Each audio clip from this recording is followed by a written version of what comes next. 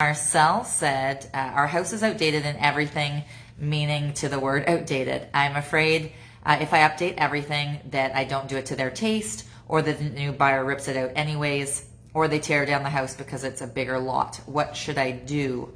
Thank you, Marcel, for asking. So normally when it's more of a balanced market, I would say to do things like the main things they look at are the kitchens, the bathrooms, and the floors. And then the main things they ask is when was the roof done, when was the furnace done, when were the windows done.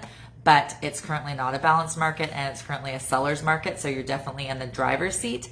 And let's just say, like you said, that you might not pick the right colors or what have you. You might do a black kitchen, they want a white kitchen, or vice versa. So there's actually been a lot of things, like even posts online, and they'll be like perfectly salvaged retro house from 1960 hits the market and what have you. And then people can put their own spin on it. So I actually think you're okay. So right now it's considered an off market.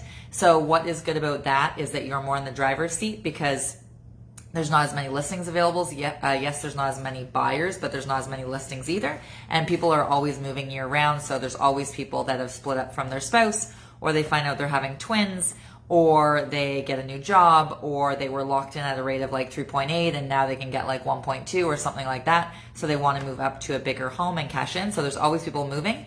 So if, for example, you waited and did your kitchen, but then you were ready, say, the middle of October, there's way more competition then, because that's our second biggest market of the year. Spring is the first biggest, and fall is the second biggest.